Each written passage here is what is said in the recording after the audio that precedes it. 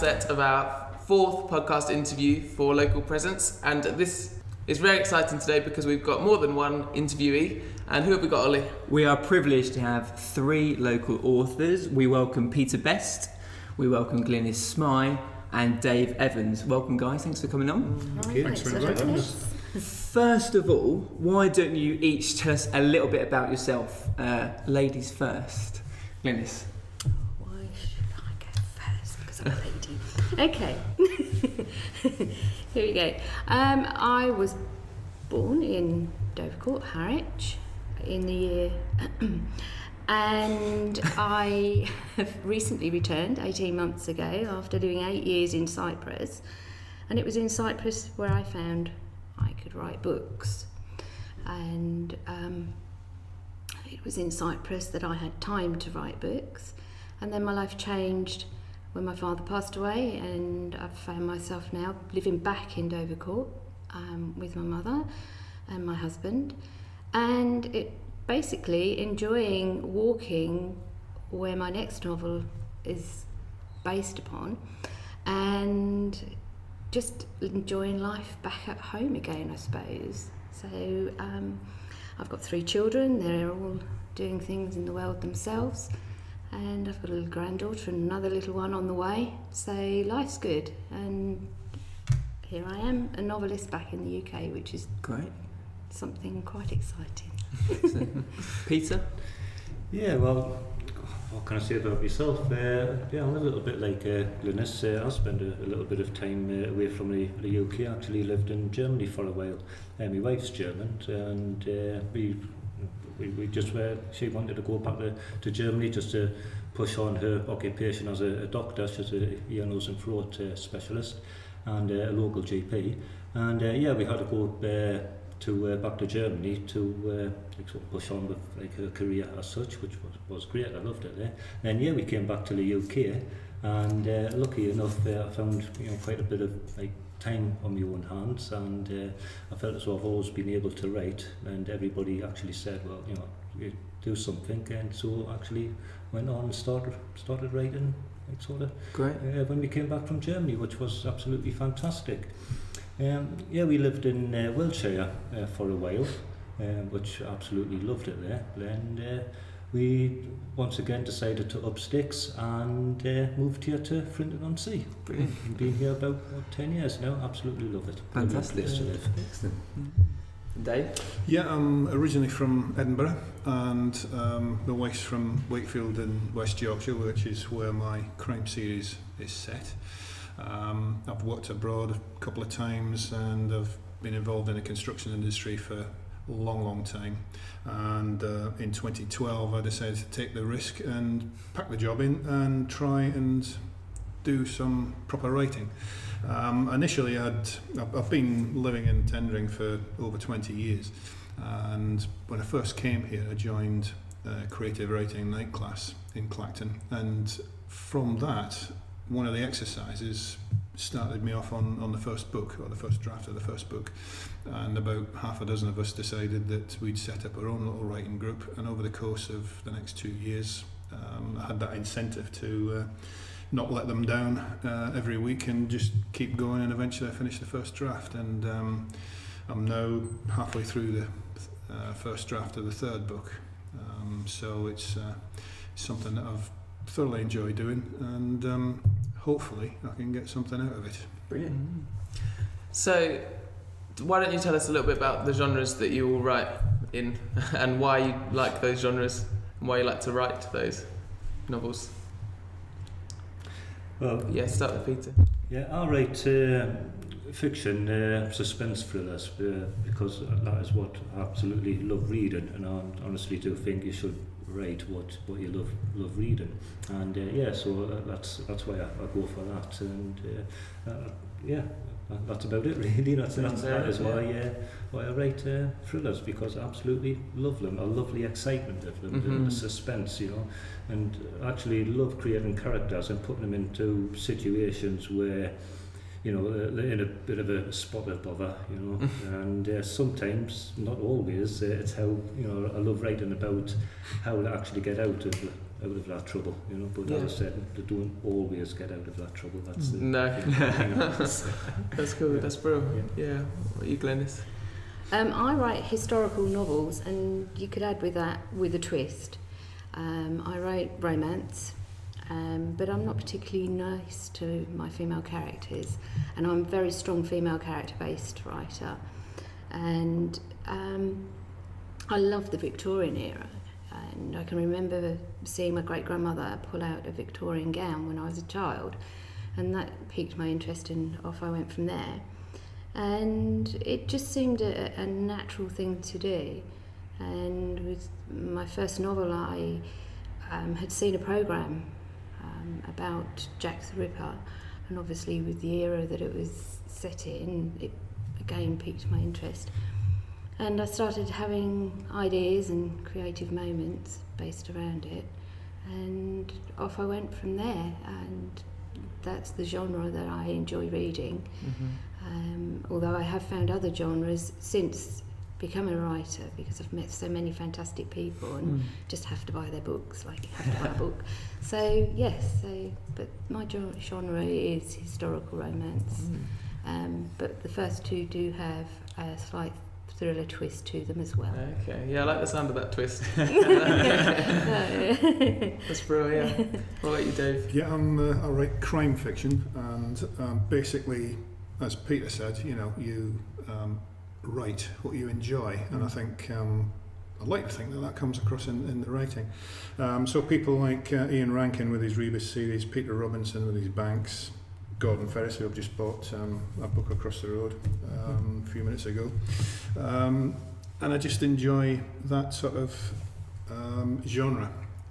The initial thread of my first book, I could probably talk all afternoon about why I got involved in that, but it was something that was quite personal to me, having lived through the era. Glynis talks about Jack the Ripper, not insinuating in any way that she lived through the era of Jack the Ripper, but I lived through the era of the Yorkshire Ripper, which led to my initial thoughts of what would happen in my first book. And it's set in the year 2000 because of the various things that work in, and so my series of books is all set around that period at the moment. Okay, that's really interesting. Excellent. So, inspirations, like who are your inspirations in terms of writers? Just go around, like Dave, who's... Well, as I mentioned there, obviously you're Ian Rankin, who writes the Rebus series, Peter Robinson, who wrote Banks. There's a great guy who you can't really get hold of much. He's a guy called Ron Ellis, and the humour that he brought out in his books I thought were great. He wrote about a character called Johnny Ace, who was based in Liverpool, and he had his own radio show. A little bit like Eddie Shoestring, but he also investigated things, but it was just his humour. And then, as I say, just recently I've gotten into a guy called Gordon Ferris, who writes a Jackson Brodie series based in Glasgow, immediately post-war, and that's something different. But a lot of people inspire me. I mean, since I've been doing all this, I've met a lot of published authors, and I've not come across one who isn't prepared to give you a bit of advice, encourage you, and try and slap you down. I've just never come across that. I think probably because they realise that they're just one break away from where you are. Yeah, exactly. So that's been my inspiration really for the stuff I write. Brilliant. Glynis, any inspirations? I always wanted and aspired to write like Catherine Cookson. I loved her sense of community, her bringing the characters alive, and Barbara Erskine. She used to live in the Tendring district, so has recently moved away, and I had the privilege of meeting with her recently as well, and very gracious lady. And she is reading one of my books apparently. Slips that one in. And yes, and they've just got this ability to describe the areas that their books are based in, and I just wanted to write like them. Philippa Gregory is another author who I aspire to, and when I got into the second round of the Amazon Breakthrough Novel Award, one of the judges actually suggested that I wrote very much like her and Susan Howard, and I fainted. Yeah, it's quite a That was compliment. quite an accolade. Yes. So for me, then a reader actually put that I write along the lines of Catherine Cookson.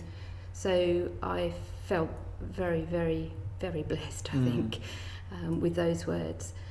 And so yes, they are my heroines. Brilliant. Peter?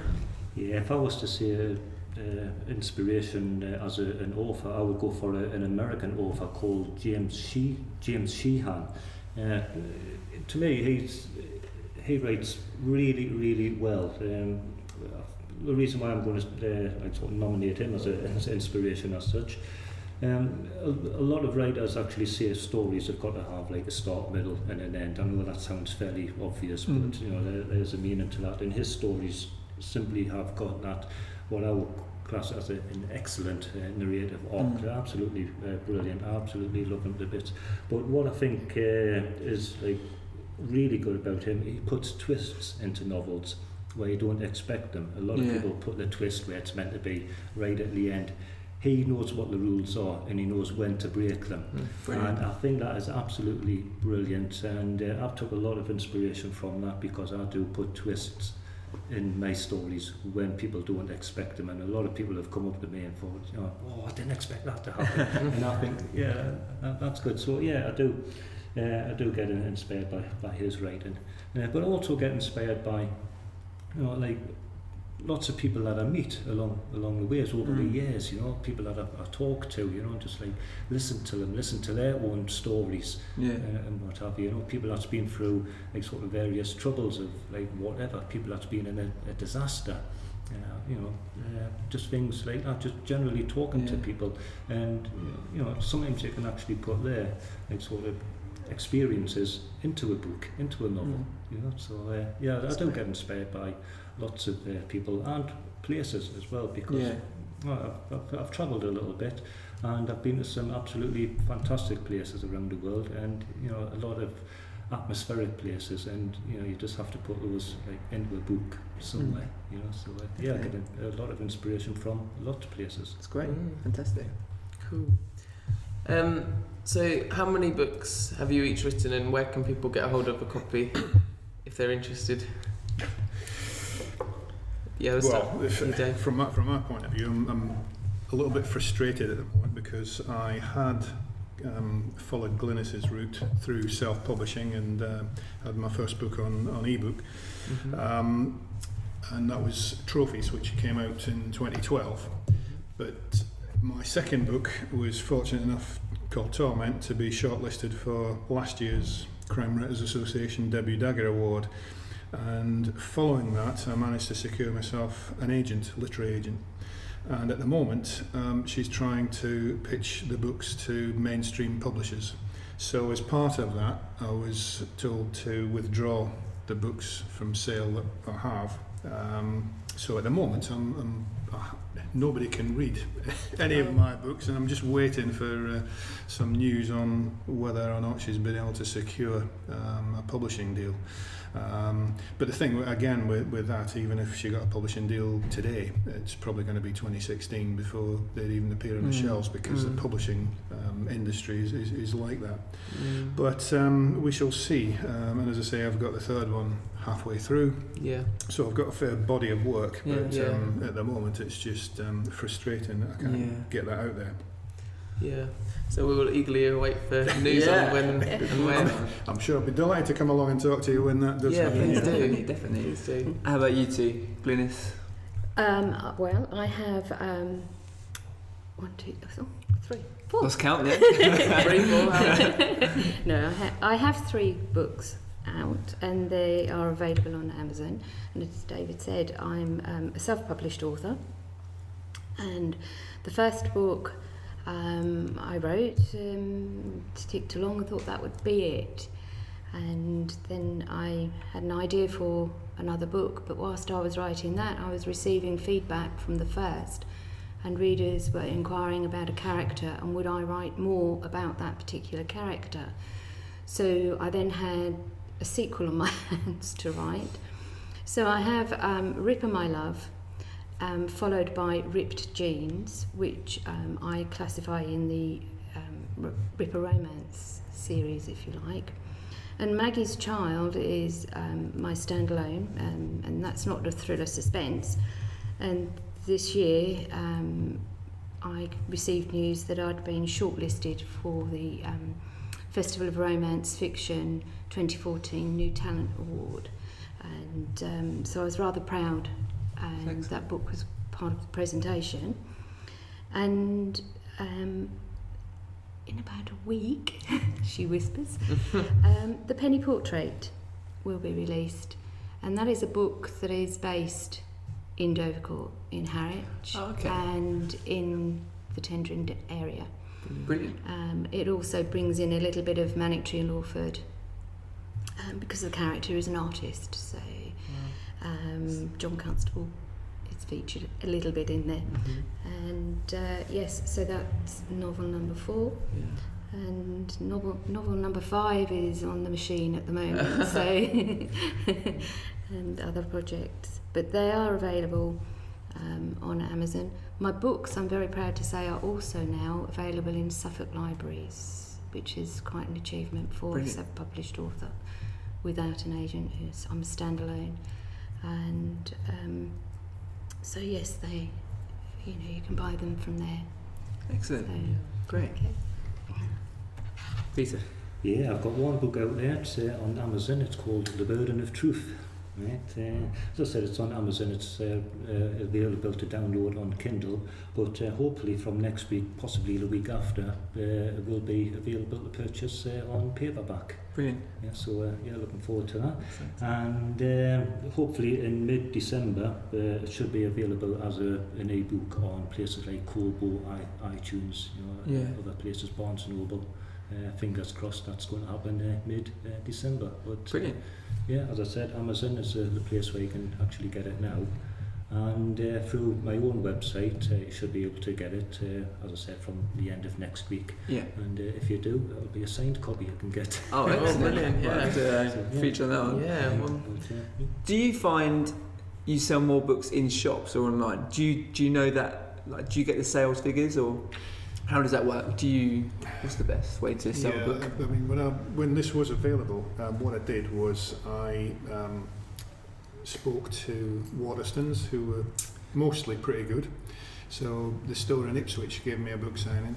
Chelmsford gave me a book signing. Colchester didn't, because they didn't think they'd make enough money out of them. And then, because it's set in Wakefield, I went to Wakefield, Bradford and Sheffield, and all those stores give me a book signing. But I've got to say, hats off to across the road here at Caxton's, because they have been extremely supportive of me. They gave me a book signing. They've always pointed me in the right direction. In fact, they were instrumental in the three of us getting together, really. Yes. So yeah, as I say, great little bookshop, and always, if I can, try and support them. Yeah. So yeah, I had sold quite a few paperbacks through bookshops, but it was more and more, I suppose, coming up as ebooks. But then, as I say, it all came to a stop because I've pulled it all now, pending, hopefully, something by my agent. I'm answering next, yes. Yeah, and just chip in as you feel like. Okay, I only sell online, or if I'm doing a book signing. So if I could get my books into shops, that would be fantastic. However, I do sell a good amount of paperbacks online, and I sell double that as ebooks. I sell an awful lot of ebooks via Amazon. So at the moment, because I am fairly new back into the UK, I haven't really approached any shops yet. But I can say that Caxton Books here in Frinton have been so supportive, fantastic people, lovely. So maybe one day. Yeah, great. Yeah, as for me, as I said before, it is only available as yet through Amazon as an e-book. Hopefully at the end of next week it will be through paperback once again through Amazon. I will approach a few shops once again. I hope I'm going to have a word with Caxton's because they are a fantastic bookshop without a doubt. So hopefully I'll get the support what Glynis and Dave has got. Great. Yeah. How do you feel about like people buying a book to actually just, like a hard copy and then online? Do you feel you should be promoting online because of the rise in technology, or do you feel like we should be, looking at hard copies, just picking up a book and reading it? What's your feelings? Like, just chip in if you have an idea. Well, from my point of view, I much prefer a book. Yeah. I haven't got a Kindle. I've got a Kindle app on my laptop, but I can't think I've actually read a book online. So I like the feel of a book. I like to see them on a shelf as well. I've still got. I don't get rid of my books once I've read them. I keep them on the shelf. And they always say that if you go into somebody's house and just have a look on the bookshelf, you can tell an awful lot about the person just by what books are there. Yeah. So that's my own personal preference. But I mean, if somebody wants to buy any of my books as ebook form, of course, yeah, of course, more than happy. How about you guys? No preference, because obviously you sell yours online at the moment. So yeah, I think if I'm actually buying a book or wanting to actually read a book, I think I prefer Kindle now. I'll tell you why. It's strange because I've got quite a few books on my bookshelf that I haven't read yet, that I've had it on there for years. And actually went to one a couple of months back now where by Mario Redden, the Nostradamus Prophecies. As I say, it's an old book now, and it has been up there for quite a while, and I started to read it. And I actually struggled. I thought, no, this is like, it's not happening.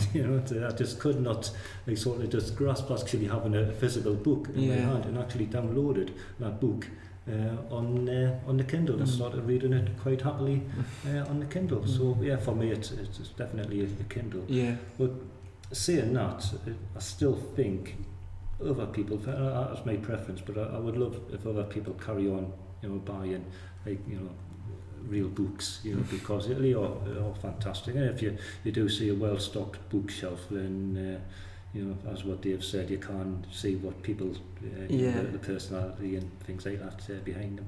So I say I've got a big bookshelf in the house, and it is just absolutely rammed with books. More than one bookshelf. But a fan of the Kindle. Yeah, I think as well with the Kindle. I mean, a lot of people say you can have all of your books like on a Kindle. And you've just got the one thing. So that to me is it's a big advantage. Yeah, big advantage. Glynis? Well, I'm a book abuser. And I break a spine and I turn a corner and I scribble down away. I love this. And I also like my Kindle, but if I broke the spine of that, I don't think my husband would ever forgive me. So, so for me personally, I love a paperback.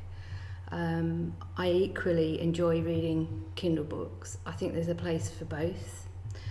And I absolutely would love to see somebody sitting reading one of my books as a paperback form. That would give me a thrill. And a friend of mine went for a hospital appointment and noticed a lady reading one of my books and went across and said, "That's my best friend." So she got a kick out of it. So, here we go. There's a place for paperbacks, there's a place for Kindles. Yeah.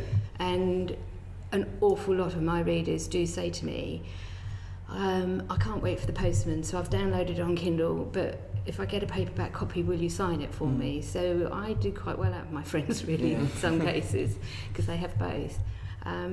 When I lived abroad, I enjoyed reading my Kindle because I couldn't always get books delivered.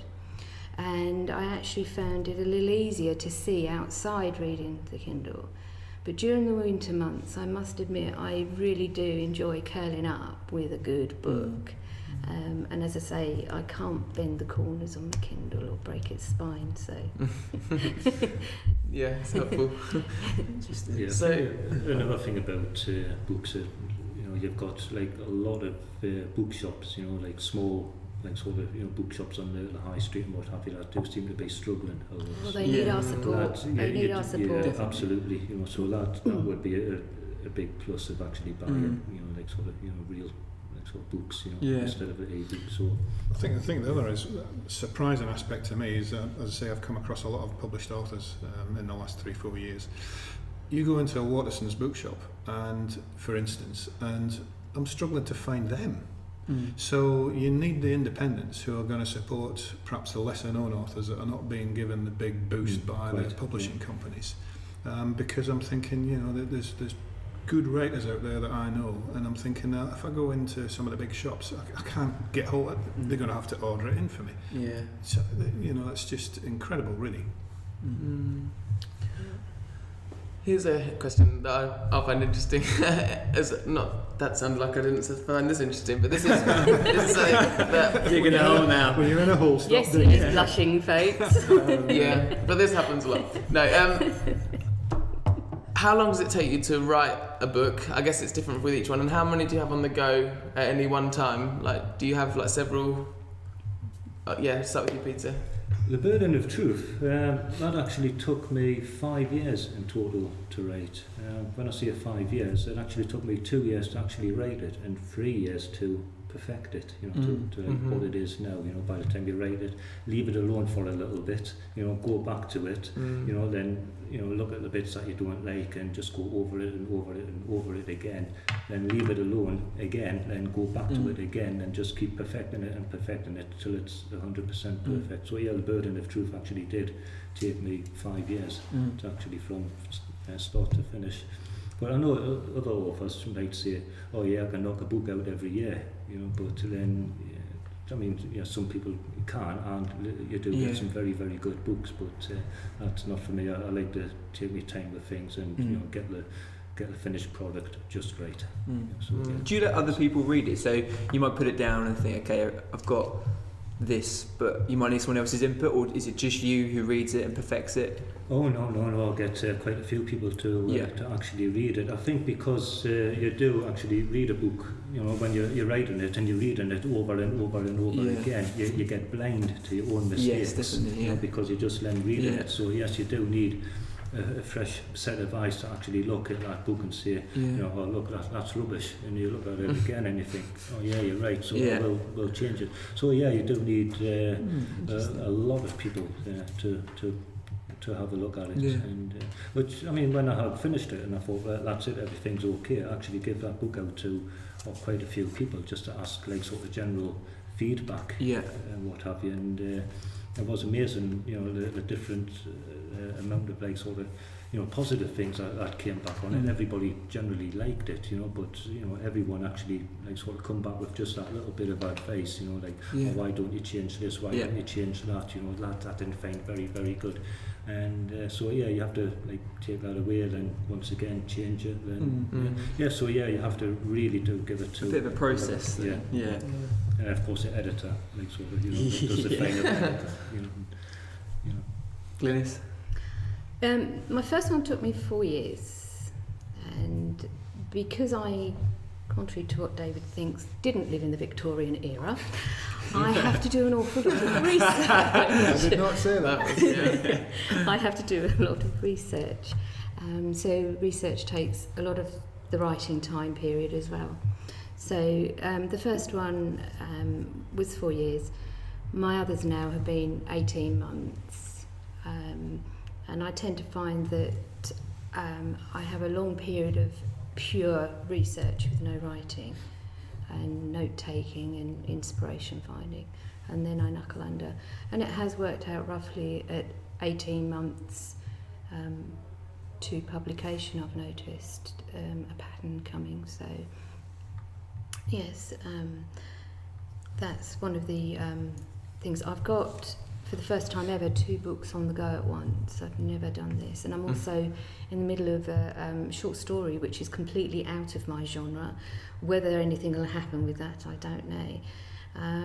But I've never had 2 books, but I've had 2 characters really strongly come forward, and thanks to readers again, I've been requested to write more on Maggie's Child, so I'm aiming to do a family saga. But then there's another novel that's ticking there in the background, so I'm taking notes.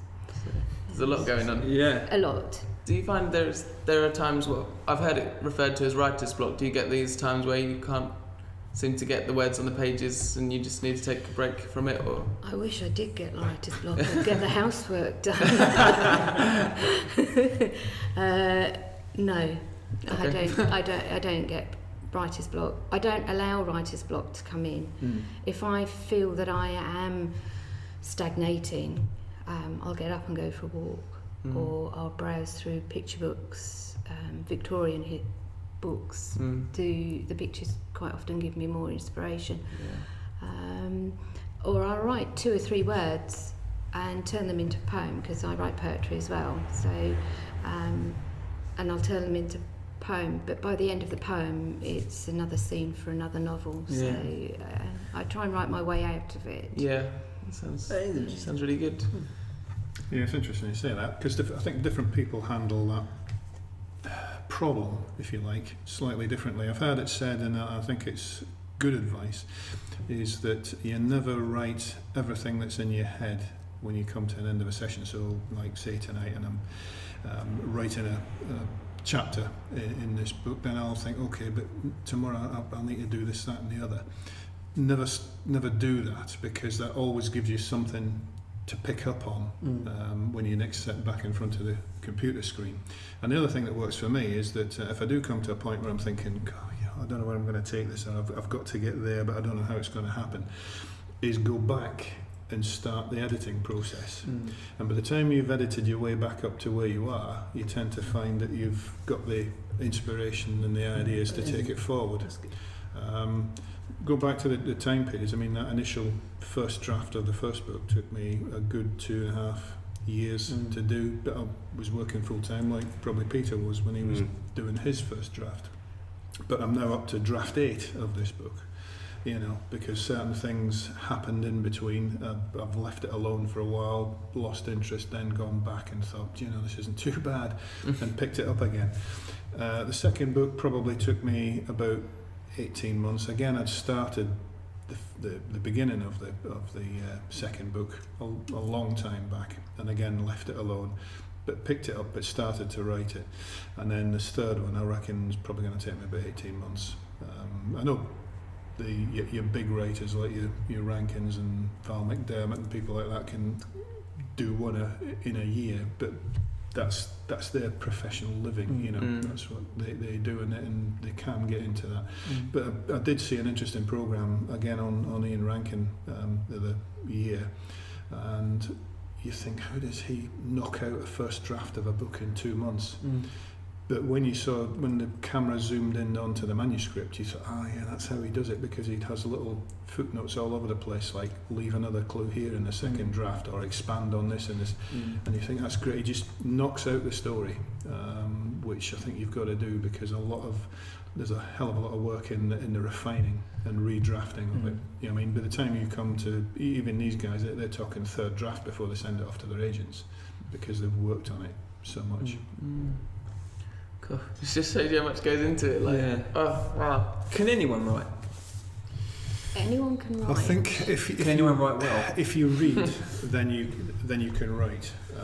Interestingly enough, I just printed this off this morning following PD James's passing yesterday, and she's got 10 tips for writing novels, and she says, you must be born to write. She says, you can't teach someone to know how to use the words effectively and beautifully. You can help people who can write to write more effectively, and you can probably teach people a lot of little tips for writing a novel. But I don't think somebody who cannot write and does not care for words can ever be made to be a writer. Do you believe in that? I think you've got to have that inspiration to actually sit down and do it and want to write. Yeah. But like I say, I think if you don't read, then I don't mean because you can't read, but if you don't go to a library or buy a book and read it for pleasure, I don't think you can write, because you have to read to see how it's put Yeah. together, the structure, and how people use words, and then I think you can write. But interestingly enough, because both of you guys were talking about giving your work to other people. Again, I've got a little group of about 2 or 3 people that I trust, who I would send my work to and get an opinion on. And you can either, I always say the usual disclaimer applies. You can either accept it or change it or think, no, I'm happy with where I am.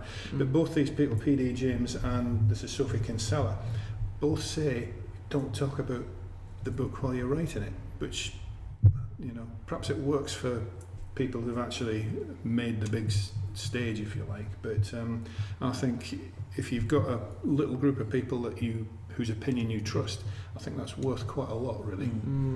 My beta readers don't get my book until I really, really feel ready.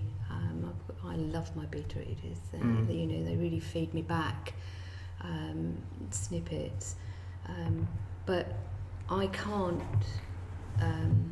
I don't talk about my book that much beforehand. Well, I think it's maybe because I've been doing a few competitions where they've asked for the opening, say, scenes, and then other things I've thought, right, this thread, and I've written a few passages about this, what do you think about that, and but these are, as I say, select. There's only about 2 people I'd send that out to, and I do get really interesting, and they do the same to me. I think it's a confidence issue as well. Self-esteem and self-confidence. It's growing on me. I'm getting there, but yeah, I think it is. So would you say would you all say you're good writers? Would you say personally you are, like Peter, you're a good writer, Glynis, you're a good writer, Dave, you're a good writer? Would you tell yourself when you're writing?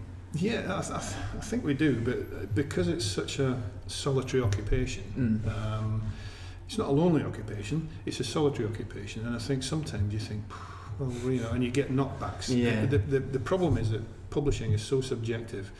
What works for somebody doesn't for somebody else. I've read some books that people have been raving about and think, I've struggled to even get into them. And I'm thinking, this is not, doesn't do it for me. Yeah. Why are people going on about this?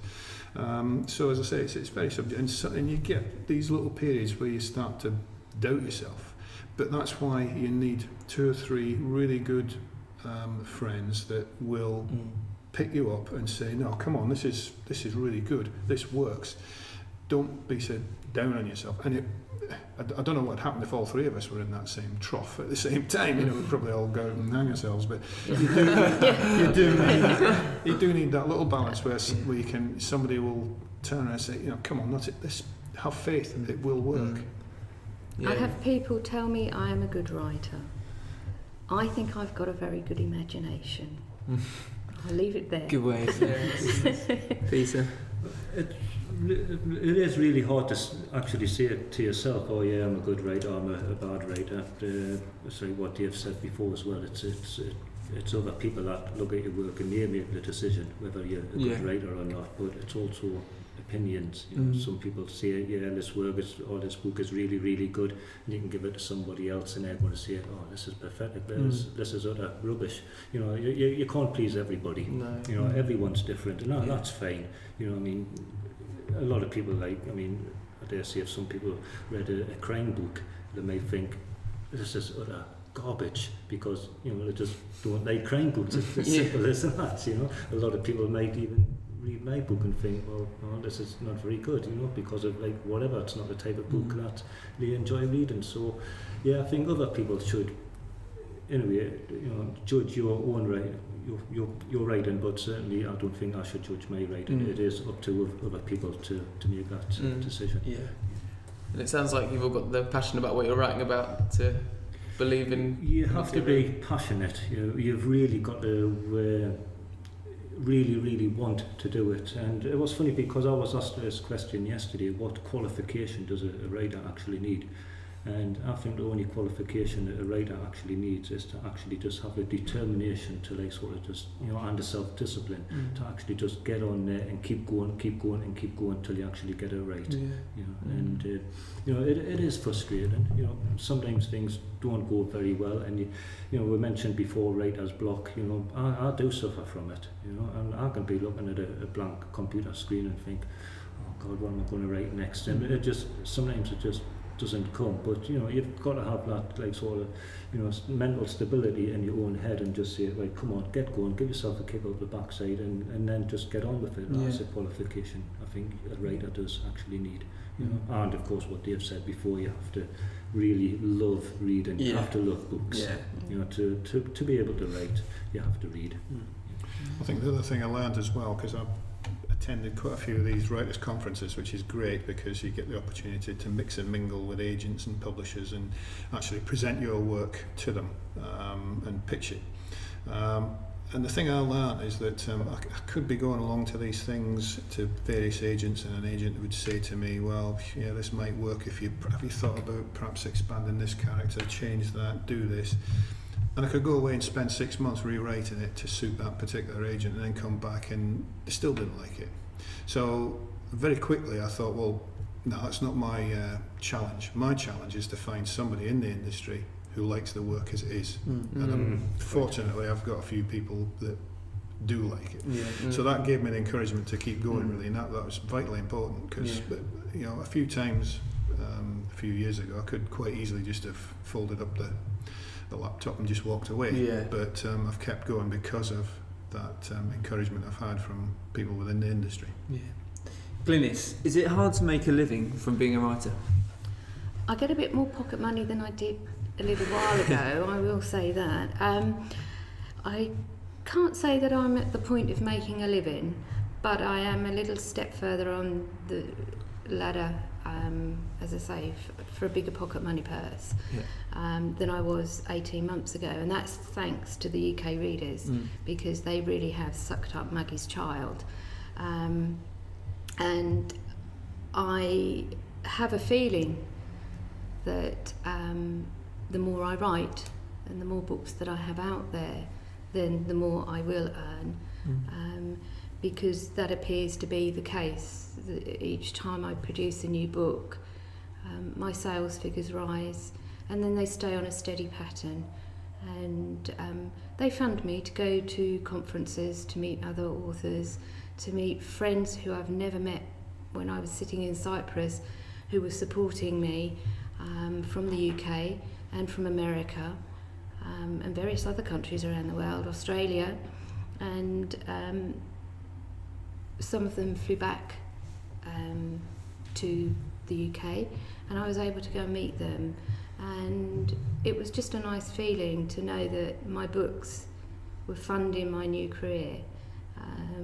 So although I'm not at the point where I could make a living, I'm certainly making a lot more pocket money, thank you. Yeah, we were actually talking about this just the other day, and a statistic actually came up that it's only 2% of published authors actually state that they can make a living. Really? Out of their writing 2%? books, yeah. Wow. So I think if you're going in to write a book to make money, then I think you're doing it for the wrong reasons. true. Exactly. Nobody's going to go in and think, well, I'll tell you what, I'm going to write a bestseller and I'm going to retire, because it just doesn't happen, you know. So the other priorities you've got when you're writing a book. My first royalties were 50 cents from America. Well, it could have been £50,000 because it meant that one person was reading my book, Yeah. and I didn't know them. And I was so grateful to that person for giving me the confidence to go and write another passage on the book that I wasn't sure about, which is now becoming my bestseller. It did make a #1 on Amazon bestseller list. Thanks to that person, whoever it was that spent the money and gave me 50 cents, because they set me on the right path. So it isn't always about the money, but that 50 cents Goes a long way. yeah, brilliant. boosted the ego. It's the people behind the money, like the people that are actually reading it. Mm. And I didn't know them. That was the nice thing. You Yeah. know? It was just, you build this image then of Yeah. somebody curling up on a dark day with a hot chocolate It's and reading they're your book. reading your book. Sounds quite nice, doesn't it? Yeah, Mm. it Oh, could have yeah. been. Yeah. It's not chocolate. Yeah. I do think the majority of writers don't really do it for the money. They actually do it, because like me, they actually love reading, they love writing, Love it. and they just like want to do it, and the sense of achievement at the end of it. When you've actually got a piece of work like all finished and everything that's out there, and and you just know that this is quite good. It's a marvelous feeling. It really is. It's a fantastic feeling, and I think a lot of writers actually like thrive on that feeling, just a sense of achievement. So, It's scary as well, though. When you've got a new book just about to go out, it's like, am I going to let down the readers? Yeah. They've enjoyed what I've written before, but is this my weakest one? Is this, no good this time? Am I on a fail road now? So it's a very scary thing to go through. You start doubting yourself and your ability. And this time around, I've actually created the cover myself as well. I've learnt an awful lot about layering and different imaging things. So for me, it's a new road as well. It's 100% me this time around. So it's a challenge.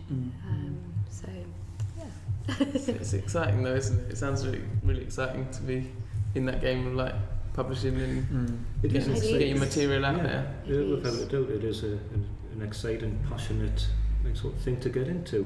Once you're into it, and once it gets into your blood, that's in there, and you just go for it, and you just love it. I was in it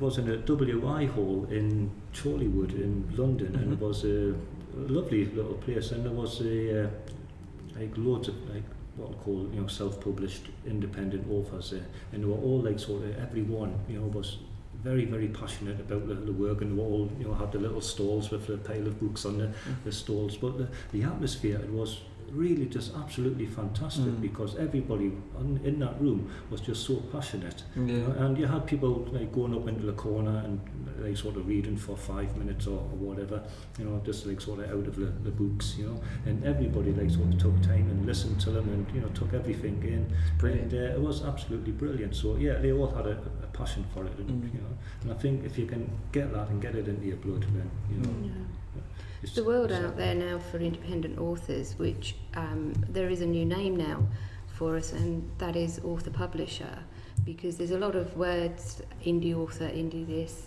and what have you, but author-publisher is a term that the Alliance of Independent Authors, which is a group I belong to, and it's rising in the UK and around the world now. They're striving forward in the publishing world, and they say, to get out there, you've got to present yourselves professionally, you've got to have your work set out, edited properly, and present yourselves as professionals. And at the London Book Fair, the independent authors, along with ALI, which is the Alliance of Independent Authors, were there by the thousands, absolutely by the thousands, and it just proved the passion was there. The big publishers, the financial world isn't what it was, so they can only take a select few of us, and I appreciate that, but time is ticking along, and I would like my books to be out there to be read and to be enjoyed, even by just one person. So Peter said when he went to Chorleywood, I actually know a few of the authors who were there and who have strived forward as independents, and they are working their socks off, and they are doing great things, and it's a wonderful thing to see. The community out there is incredible. The Frinton Literary Festival is where I met these guys. I didn't know it existed. I just happened to find it in my search for things when I came back. And it's a wonderful world out there. And if anybody is sitting and thinking, I can't write a book, but I want to, if you want to, write it. Good advice. That's the thing. It seems like there's a really good writing community, like you said. I mean, are you guys friends? You've known each other. Do you know each other well, or? I think we met, Glynis, you and myself and Peter at the about a month ago, didn't we? At the Yes. Yeah. At the event you said, literary event. Yeah. Peter made contact with me about 18 months ago, I think. Yeah, again 2 years ago, through something like that, Caxton yeah. Books. Yeah. So it's just by chance, if you Yeah. like, we've kind of stumbled across one another. There must be lots of other budding authors out there as well, but we haven't come across them yet. Yeah. I met up with Fenella Miller, another historical author. She taught me at primary school. Her stepfather actually taught me art as well. So yes, so that's lovely. Yes, but I met with her, Faye Cunningham, and Maureen, who I apologise, I can't remember her surname. But we met day before yesterday in Colchester, and a little spark in my mind then said, oh, one day maybe I'll pull everybody that I do know in the area together, and we can have a coffee break together. So that would be quite nice. Yeah. This does seem there's such a nice community feel about it, and you're encouraging each other and you're building each other up. Like you said, you've never met a writer who's slammed your work. That's You right. build each other up. Yeah, Yeah. I'll read that. That's And I think fantastic. it's probably because it is a solitary occupation, you do need that little bit of interaction and know that you're not alone in trying to pursue your dream, really. Yeah, that's great. Where do you write? Where do you have an office? Do you go to a cafe? In your room, on the sofa? Where do you guys write? Feel free to. Well, I've got an office at home, but I mean, I've got my little laptop here that I can do that anyway. I tend to write around the home, but and the other piece of advice that all these people always say to you, and it's absolutely true, is always don't go anywhere without a notebook, because you just don't know when something you're going to spot a character. You're going to spot a character that you think, God, shit, I could use not them, but you could use a little trait that they've got. You spot the way somebody walks. Name Joe, that's a great name for a Yorkshire. For a Yorkshire crime series, I'm sure I'll think of something there. So you just anywhere, but I don't tend to write while I'm out. Not anymore. I did when I was working, because I used to sometimes go into London. So I used to wangle it. So I had a spare hour at the Hamilton Hall at Liverpool Street, and while I was sitting having a pint, I'd have my notebook out and just try and write the next little bit of stuff I wanted to get down. But generally around about in at home. I write at home. I have a desk in a room that I sort of share with Mum, and we call it our craft room office. And I will confess that I did write a few notes at my daughter's wedding, but didn't have pen and pad, so I actually had to borrow a pen and wrote upon a napkin because her new husband looked at her in such a touching, romantic way. I couldn't let that moment go and had to write the words. And yes, I tend to just write it in an office now. I do, if I go to a coffee shop and I see somebody scratch their nose in a certain way, I'll jot that down. I people watch, so be careful. Yeah, I'm going to start picturing all of these. What's going on? Yeah, I think it's the same for me. I've got an office, but I do take an iPad really, not and a notepad, because when I actually write, I do take a notepad and I'll write like fast and furious when the ideas do come. I can write on a notepad and then take it back to the office and then type it up. So 90% in the office, 10% scribbling. That's fair. Yeah, that's cool. Being local presence, we would like to just shift to a local focus as well. I know you've been talking locally about what you've written and also your network of authors, and that's great. But what is your favourite thing about tendering, each of you? Like the tendering district? This a big question, isn't it? Me personally, I like the diversity of it, and in fact, so much so that I actually brought the action of my second book down to Felixstowe and Jaywick, because I think Jaywick is such a fantastic place, really. People just wouldn't believe it, and when my visitors come, I always tend to take them to Jaywick, because, as I say, it's recognised as the most deprived place in Britain. But what a fantastic beach, you know. So at one end of the spectrum, you have Jewett, you work your way through. Clacton's a completely different resort. Holland-on-Sea, Frinton is again a completely different resort, and then you go up to Walton, which featured on an Inspector Linley episode that I watched on Drama the other night. You know, I couldn't believe it. The whole episode is filmed in Walton, and then further round you've got Harwich, and I love the old town in Harwich as well. Oh, you can't beat the whole. And it's it's where it all happens. Is that your favourite part? I love the whole lot. The whole area is just so friendly, but you've got the coastline, you've got the rural side of it. You know, you can go and find yourself a fisherman with a farmer's accent. You know, you've got everything there. But Harwich is steeped in history, and the community down there is really fighting back to bring the community alive. And the Mayflower Project is fantastic. People really need to go and research the Mayflower Project. There's great things happening down there, and there's a lovely new craft shop down there at Swan House. They've got a beautiful art gallery, and they started off as one of the pop-up shops in the high street, and you know, they've thrived. The community are behind them, and I just think, you know, Dovercourt High Street has got a lot of things in there for it. Harwich has got a lot going for it. And I was born there, so come on, you know.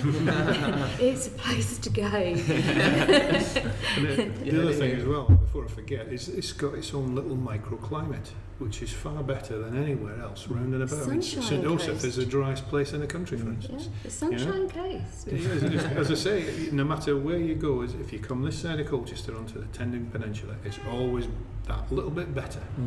Yeah, you're right there. I think that's what I love about Tendron, you know, is when what you just said, the coast. I love the coastline because I love walking, you know. I can like sort of walk for miles and miles, and I just love like sort of having a little wander, you know, from here to Frinton, from Frinton up to Walton, and have a look around the backwaters and what have you. Absolutely love it up there, you know. I love the backwaters so much. I love Walton, the sailing club at Walton.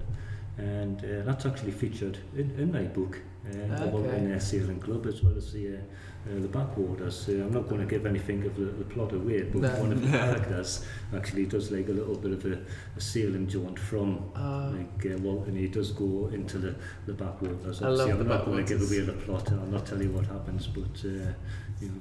Okay. It's in there. It's in there. Yeah. The front cover of my latest book is actually a back base. You can see the backdrop there of Earlham's Beach, which is the rugged part of the Dovercourt Beach. So you move up from a blue flag beach up to this rugged, rough gauze land, and that was just such an inspiration to me. When I lived in Cyprus, I drew back on memories of that place, with family, with friends, and times that I'd been there, and it just had to feature. And yes, my other books have been in London and in Suffolk, but this time around I just wanted to bring something back. And I came back home and I'd already got the story written, so I just went for it a little bit more, went for the walks along there, and you really do get inspiration on a windy day along the coastline. So. Yeah, I think Frinton on Sea, this place, it's a lovely place. It is one of my favourite places around here. Once again, it does feature in my book. Well, when I was younger, they wouldn't let me through the gates, so now I'm allowed to come through the gates. You personally? No, it was always a joke that, you know, if you weren't posh, you never came through the gates. If you weren't from the gates, that's it. I don't know that. You wouldn't know that. No. So, but no, Frinton is a lovely place. Yeah, apparently it was always posh a calm. when I came and dragged it down. It's a calm place. It's a lovely place. I like the people of Frinton, to be honest. I know, like, some people do give them a little bit of flack, but you know, let's face it. You know, there's some very, very nice, friendly people here. You know, you always get a smile in the tendering district. Yeah. Always get a smile. I lived in the back hills in Cyprus in a village where every day I got a nod and a smile and a real sense of community. And I came back, and my husband and I were going to live in Colchester, and we hung around, and here we still are in Dovercourt. You know, we're staying there and we're not moving because we were just embraced back, and it was just so friendly, and the community's feeling there is just so strong. Yeah. That's where we're going to stay. Excellent. Big fans of tendering. Huge. Favourite restaurant? Big question. Where would you go to eat? Where would you like to go to eat? Me, I eat at home. Yeah, I very rarely do I go out. Really? But what I do love is they've got a fantastic Chinese restaurant in Little Clacton, Amber's, and I've been going there for over 20 years. So when I ring up now, she doesn't even have to ask who I am. Knows who it is, usually. But no, that's I don't tend to eat out much. I tend to cook quite a lot as well at home. But yeah, if I was going to go anywhere and have a takeaway, I'd go to Amber. Yeah. Glynis? I have to say, I think the Mogul at Manningtree, the Indian restaurant there, I had every child's 18th and 21st birthday party, their 16th birthday party, my 40th last week. And no, we do enjoy the Mogul. And the owner still owns it, so when we returned, within 4 days we were up there having an Indian meal that we'd missed terribly. And he knew us, he's an old friend. Yeah. So yeah, I would say that's favourite restaurant. Coffee shop, Oxley's in Dovercourt High Street. It's got a really quaint coffee tea rooms upstairs, and it's part of the delicatessen, so you get a really lovely lunch up there. And it's just got this lovely ambience and this vintage feel. So of course for me, with the historical background, it's a really nice calm place to go. So I can jot a few notes down there as well. Yeah. Good recommendation. Peter, where would you like to go to eat? Favourite restaurant, that's quite a hard one to actually say, because there's some very, very nice restaurants around here. I would say possibly here on Connaught Avenue there's some quite good restaurants. I mean, Cafe 19. We had our little girl's birthday party in Cafe 19 just a couple of weeks ago. We had a lovely time in there, so that was good, really good food. So I enjoyed that. The Jade, the Chinese, that's fantastic. You know, and the bistro up at the top, you know, you get an absolutely lovely meal in there. And, Thai in the Key at Harwich, I've just remembered that one, sorry. The Pier. Yeah, The Pier restaurant that I've been in, I really like that in there. really good. Yeah. I really like that in there. So I It's haven't very been good. Yeah, there's some nice restaurants around here. There's one that I've been meaning to try. I haven't tried it yet, and that's the Fat Goose. Apparently that's quite good. We've done a mini report on that one, haven't we? They've opened a new deli and a shop in there. It looks really, really good. We're gonna have to go and do a review. We have, we should. Keep hearing Check it out. about it. So,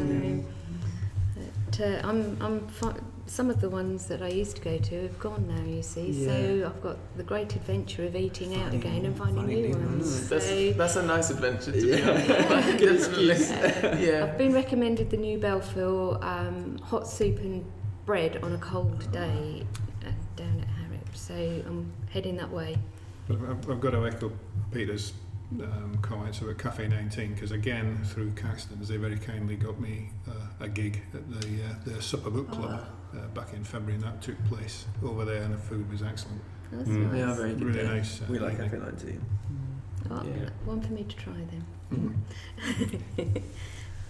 What do you make of local presence? Yeah, all right. And that rounds up our interview. Yeah. Don't give up the faith, lads.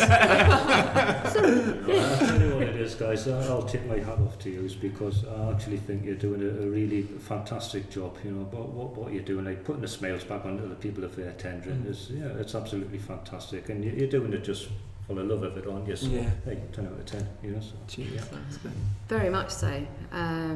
Yeah, hat off to you. It's a big project to take on. And I did hear your podcast yesterday and your event of the BBC. And yes, go for Essex. Go for it. Go and rise and take your dream forward. So I really do wish you well, because no, this is lovely, and bring sunshine back to the Sunshine Coast is fantastic. Well done, guys. Yeah, I couldn't agree more. As I say, I hope you get some backing from Tendring District Council, because you're basically doing a large chunk of their job, which is, I'm doing a bit of positive PR and telling people about the good things here.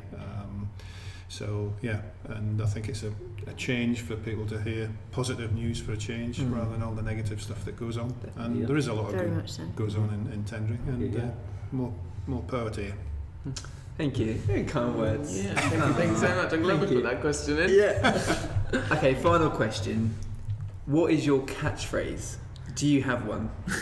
Peter.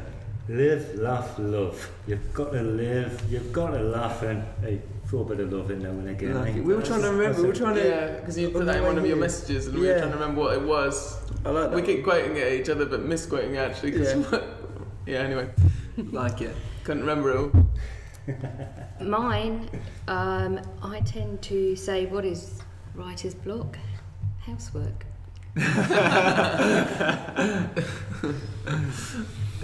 No, I haven't got any particular catchphrase, so Fair enough. can't help you on that one.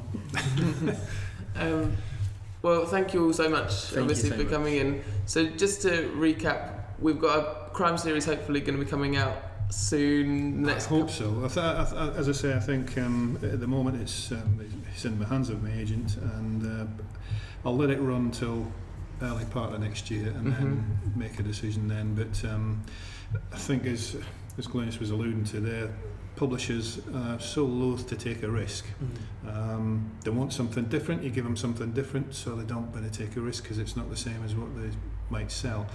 So if I come across that sort of attitude, then I think I'll revert back to publishing myself, doing it online and giving it a big push, and hopefully picking Glynis's brains on all the sort of promotional work that she's been doing for hers, because she's done a great job on Thank her you very books. much. So we look forward to that. And the Penny Portrait this week, next week. Yes. I've kept it hidden from my readers for long enough. And That's an exclusive for you guys. yes, You it heard is. it here first. I was holding on to say yes. Hopefully, at the beginning of next week, the Penny Portrait will be launched. That's awesome. And that's a local one as well. Yes, that is based around Durham's Beach and around Harwich, and there's mention of just brief places, Parkston, Ramsey, and around. But the character, yes, she was born in Parkston and works her way through, and then she has life back in Harwich again. So. Very cool. And The Burden of Truth available on Amazon. It is indeed available on Amazon. Yeah, it's a suspense thriller, as we said. It's about the main character, the protagonist, a guy called Brent Sandler.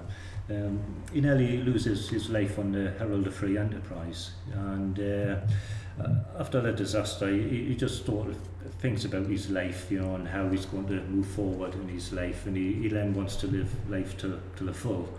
And it's the trouble that he actually gets into as he's actually trying to live a full life. He gets into all sorts of bother, you know, to be honest, and it actually sends him on his way to places like France, you know, and he goes to India. A lot of the book is actually set in India, and it's got a nice little feel to it. So I've been told it's not just, it's aimed at two types of reader, really, as such. It's aimed at like, say, the type of person that is quite happy just to like sort of read a book and just wants a nice exciting story that like sort of just bobbles along, and as I said, he gets into trouble. That's how he gets out of the trouble sometimes.